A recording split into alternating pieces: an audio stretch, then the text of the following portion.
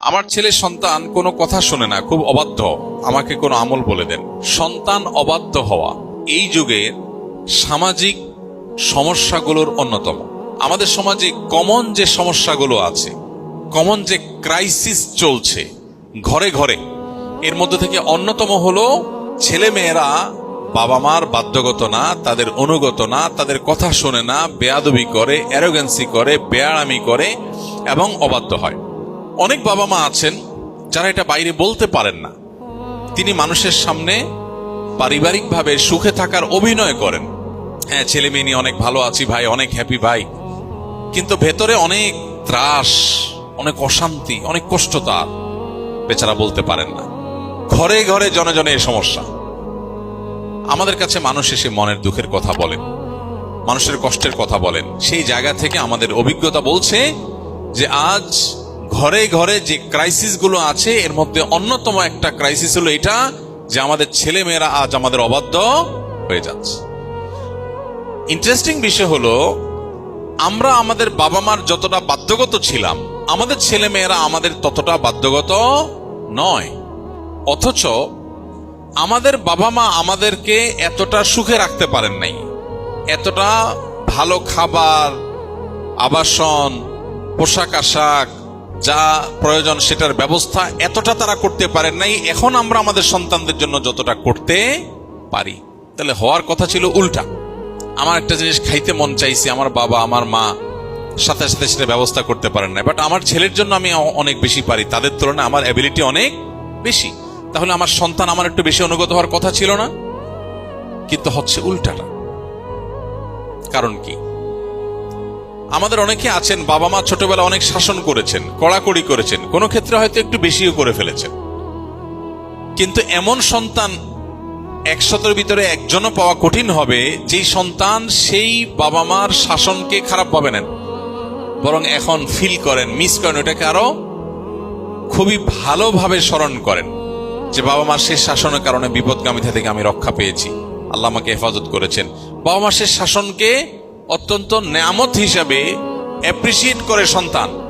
আর এখন শাসন বা প্রহার তো দূরের কথা, সন্তানকে একটু জোরে ধমক দিলেও সন্তান দেখা যায় মন খারাপ করে এবং বাবা মার প্রতি সম্পর্ক নষ্ট হয়ে যায় এবং তাদের প্রতি বিদ্বেষী হয়ে যায়, তাদের থেকে দূরে সরে যায়।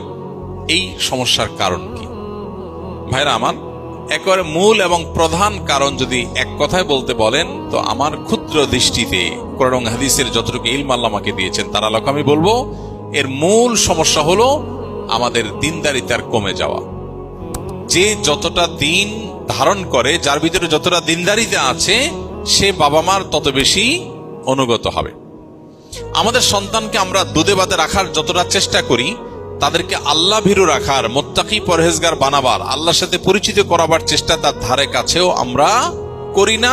তার অবশ্যম্ভাবী পরিণতি আমরা ভোগ করি।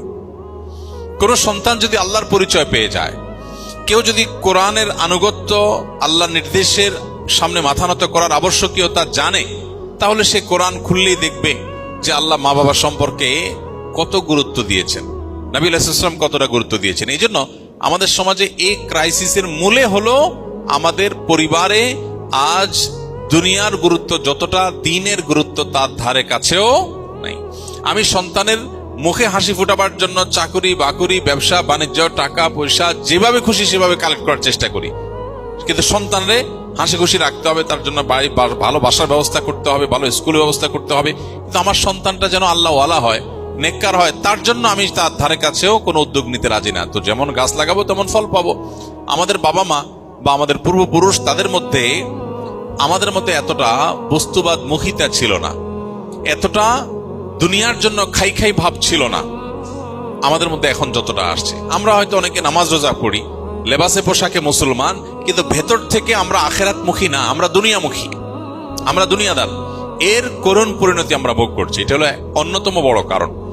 দ্বিতীয় কারণ হলো মাদাখিলুশ শয়তান।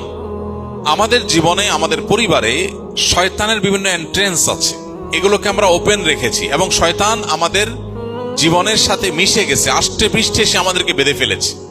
ফলশ্রুতিতে সেগুলোর কুপ্রভাব আমাদের সন্তানদের মধ্যে পড়ে।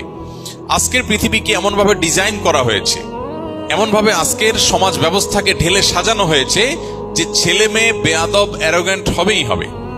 তাকে উস্কানোর জন্য বহু আইটেম তৈরি করা হয়েছে, দীর্ঘ আলোচনার বিষয়। আমরা একটু চোখ কান খুললে দেখতে পাবো। আমাদের লাইফস্টাইল বলেন, অনেক মুখরোচক স্লোগান আমদানি করা হয়েছে, যেগুলো আমরা সবাই খুব অ্যাপ্রিসিয়েট করি, অথচ এগুলোর পেছনে লুকায়িত আছে পরিবার সমাজ ধ্বংসের নীল নকশা। এর মধ্যে একটা হলো অধিকার। ডক্টর খন্দকার আব্দুল্লাহ জাহাঙ্গীর রহমাল্লাহ সেজন্য বলতেন, আমরা আজ পৃথিবীর মানুষ অনেক বেশি অধিকার সচেতন, অথচ আমাদেরকে ইসলাম শিখিয়েছে কর্তব্য সচেতনতা। একটা হলো কর্তব্য সচেতনতা, আরেকটা হলো অধিকার সচেতনতা। এখন দেখবেন ঘরে ঘরে সবাই কি অধিকার সচেতন, আমার অধিকার আমার অধিকার, আমার কর্তব্যের কথাটা চিন্তা করে না। তো এই অতি অধিকার সচেতনতা, অধিকার সচেতনতা ভালো, কিন্তু অতি অধিকার সচেতনতা এবং অধিকার এটাকে সমাজে এমন ভাবে কবচানো হয়েছে যে প্রত্যেকটা মানুষ সে কি পাবে শুধু সেই চিন্তা করে, তার কি করণীয় সে ব্যাপারে তার কোনো মাথা ব্যথা নেই।